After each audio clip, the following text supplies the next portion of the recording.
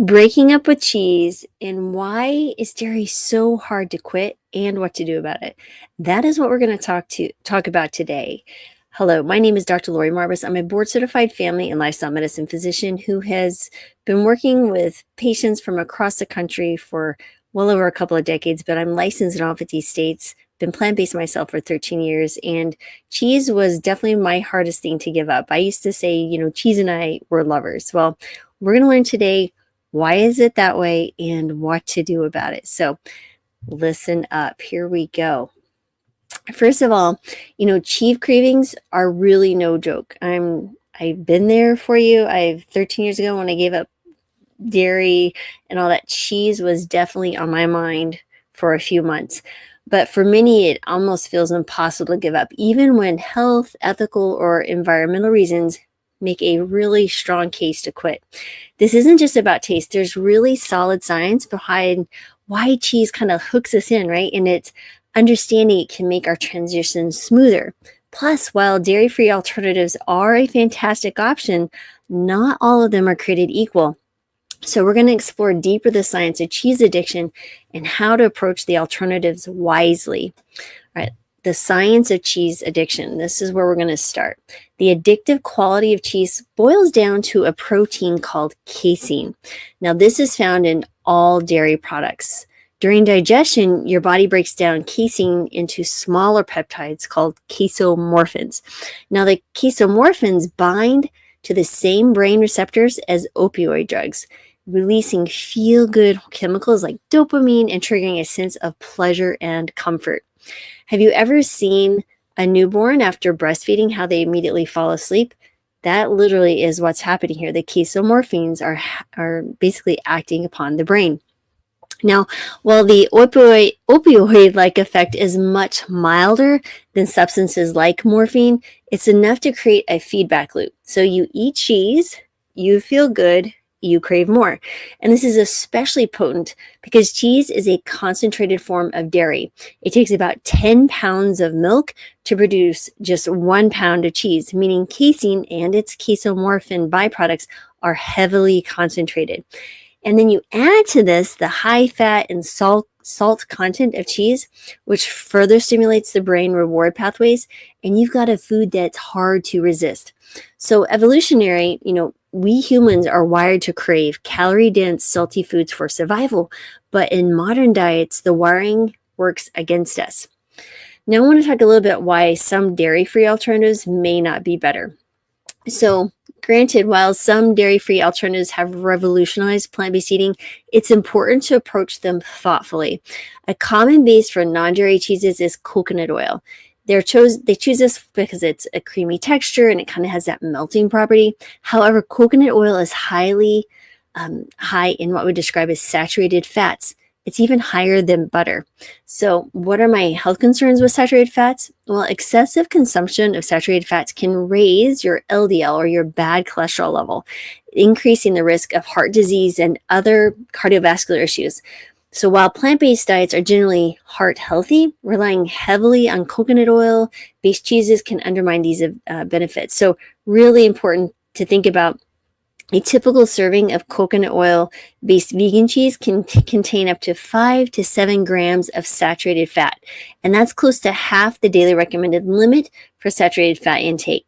So how do you choose cleaner, healthier, dairy-free options? So granted, not all plant-based cheeses are created equal, but we're going to talk about how to make some informed choices. Number one is look for nut-based cheeses. So cheeses made from cashews, almonds, or macadamia nuts. They provide that creamy texture without the drawbacks of saturated fats. Nuts are rich in healthy unsaturated fats, vitamins, and minerals. So here's a tip. Opt for minimally processed options with simple whole food ingredients like cashews, nutritional yeast, and natural flavorings. Number two is avoid highly processed ingredients. Read the label carefully and steer clear of additives like starches, gums, artificial flavorings, and preservatives. A clean ingredient list should be short and recognizable, even by your grandmother.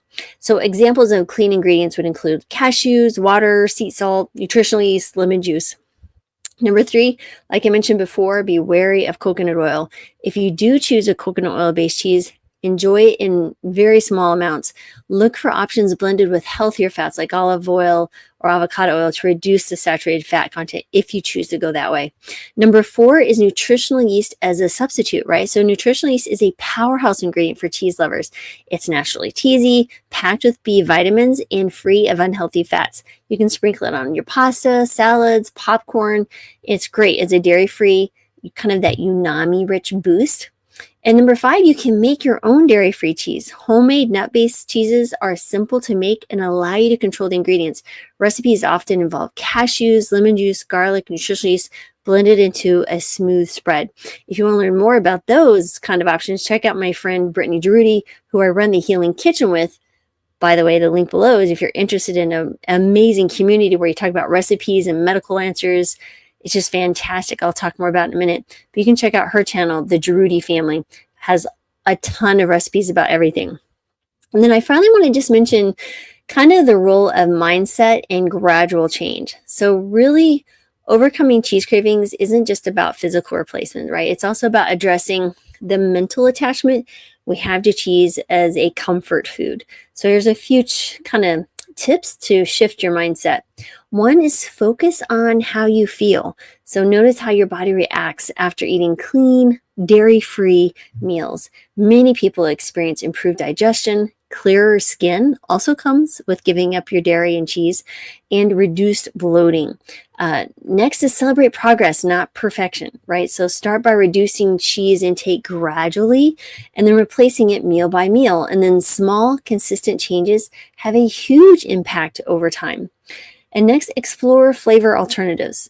Add those umami-rich flavors like mushrooms and miso and tamari to dishes. Incorporate creamy elements like avocado or tahini, just kind of help fill that texture gap. So really, breaking up with cheese is tough. I get it, but it's absolutely entirely possible. Really, the science shows us why cheese feels addictive, but there are absolutely healthier plant-based swaps that can make the process so much easier. Just remember, be mindful of your saturated fats, especially in those coconut oil-based alternatives, and then prioritize the clean, whole food options like nuts-based cheeses and nutritional yeast. Hope that is very helpful. By the way, I just want to mention, please check out our first book Brittany and I wrote called Plant-Based 101, The Ultimate Guide to Mastering a Plant-Based Diet. And why should you buy this book? Well, one, it's available on Kindle. The print edition will come out in January 1st. There's not a link. They don't give me a link to share that with you now. But it's really important to understand that as a physician and licensed in all 50 states, I have seen thousands and thousands of plant-based folks. I've talked to them. I've seen their labs. I know their trends. I know their problems. They don't just come to me. I have, take the back. I have a few worried well patients, but they have come to me to help them tweak their diet or figure out why things aren't getting better or how they can go even further in their plant-based journey. I'm telling you, with well over 13 years of seeing patients, and then Brittany's own journey of making plant-based foods and recipes for over 8 years, losing 70 pounds, having a plant-based pregnancy, we come together weekly live to share with people recipes. I answer medical questions. We've built a community, which is amazing on school, which allows us to talk to each other and share resources. We're about to also launch our very first course, and it is an amazing place. You should check it out. The link is below. And then finally, the ebook supplements what we're doing in the Healing Kitchen. Again, we go over it's a primer, how to not make mistakes on the plant-based diet. You hear about celebrities starting a plant-based diet and then they quit. Well, if they would have had this information first with some recipes in it, they probably would have done better. So just saying, as a physician, I got lots of experience in this. And at age 54 and feeling as good as I do, plant-based eating is the way to go. All right, guys, I hope you found this helpful. I'll be back tomorrow to talk about some other interesting things around the plant-based diet. And if you're interested in seeing me as a patient, you can learn more at that at drmarbas.com and all the amazing resources that we have there. So we'll talk to you later, and thanks for watching.